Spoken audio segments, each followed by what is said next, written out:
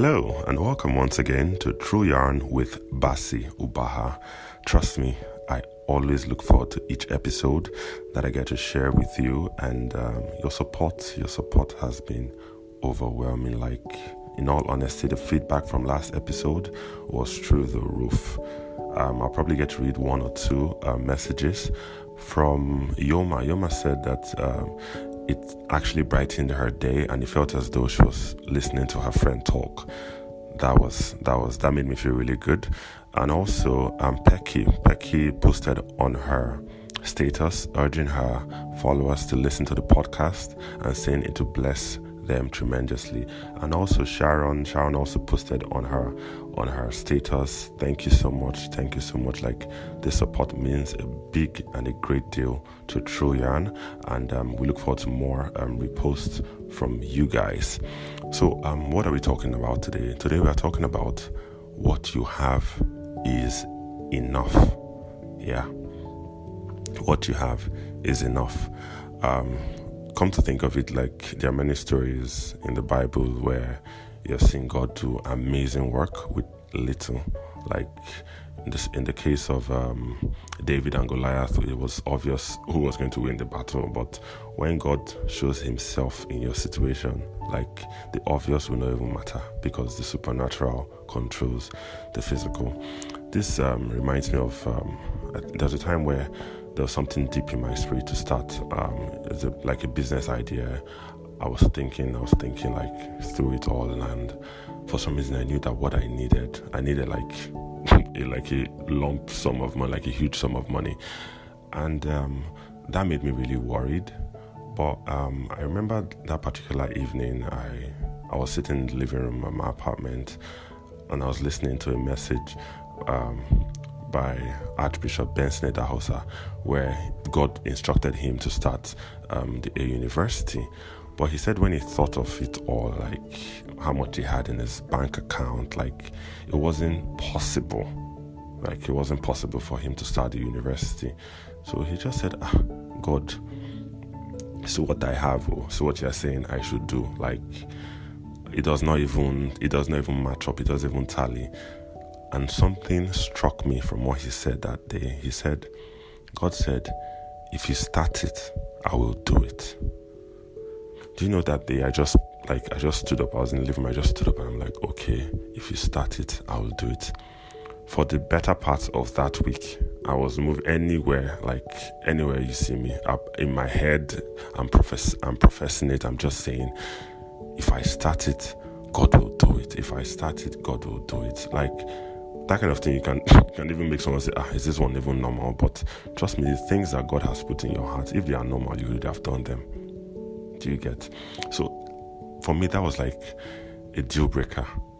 I just kept saying, if I start it, God will do it. If I start it, God will do it.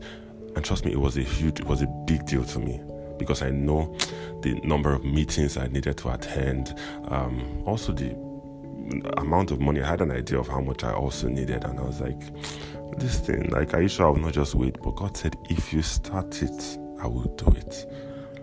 And I'm just trying to encourage you today. I'm telling you, what you have is enough. Like, imagine a manufacturer, like, making a vehicle, and he knows the capability of that car. But for some reason, you buy the car and then you put the car in your garage. You won't know. You might have, like, on paper, you might know, this car is capable of doing all of this. But until you put it's like a Ferrari, until you hit the freeway with a Ferrari, you won't know what it's capable of doing. So until you go out there into the world and show what God has put in you, you won't know what you are capable of doing. You have an idea of what it is that you are capable of doing, but trust me, exceedingly, abundantly above all you could ever think or imagine, that's what God has put inside of you. Think of the story of where Jesus turned water into wine, and from indications, it was as though the water wasn't even that clean, but he multiplied the value of that water. Imagine water you're selling for maybe dirty water that has no value, and then for some reason it's not like champagne where people are buying it for thousands of naira or dollars. or hundreds of dollars. Can you imagine? So God can use, and God will use whatever He has put inside of you. So don't look down on that talent. Maybe you can bake or you sing, but for some reason you just feel like, this thing I'm doing, I'm just doing it for the time being.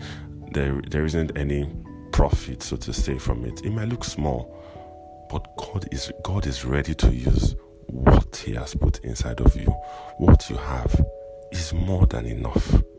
I repeat, what you have is more than enough. Don't let your case be the story of the talents where Christ will come back and is asking, what I gave you that you thought was small, did you use it? What I gave you that you thought was small, did you use it to the glory of my name? So I would like to leave you with that in mind, that what you have is more than enough. If you have a dream, if you have a passion that you want to pursue, first thing to do is just write it out. And if you think it's like too big for you to accomplish, write it. That's the first step. Just write it. Say, write the vision and make it plain, so that he that sees it will run with it. And something about writing which people probably overlook is the fact that once you write something, sometimes for me personally, once I write something, maybe it's a dream that God, or a passion, or something that God has given me to do, once I write it and I go back and read it, trust me, I will still adjust it. Yes, that's the power of writing. You might say you have it in your mind, but there is no building that you see out there that doesn't have a blueprint. You have to involve an architect. You have to be the architect of your own life. Write it down. Don't say, I don't have a pen, and they say a short pen is better than a long memory. Okay, so whatever it is, write it down, okay? And I look forward to hearing for more feedback from you. If this has blessed you, like I always say, put the link out there. Don't be stingy. Put it out there. Somebody needs to hear this, okay? And like I always say, every time I put out each episode, it gives me more ginger, so to say, yeah, because it's one thing to say things, it's another thing to say it and you believe what you are saying because you have lived it. So as I'm telling you this too, that's some of my dreams I will go back to, and I'll rewrite. If it's figures I want to achieve, I will add more zeros to it. Pass like that. Do you understand? So I'd like to hear from you guys. Remember, you can send your messages via Instagram into our DM at True Yarn. That's TRUEYARN. You can also send emails to trueyarnmedia@gmail.com. Once again, remember, you are God's masterpiece.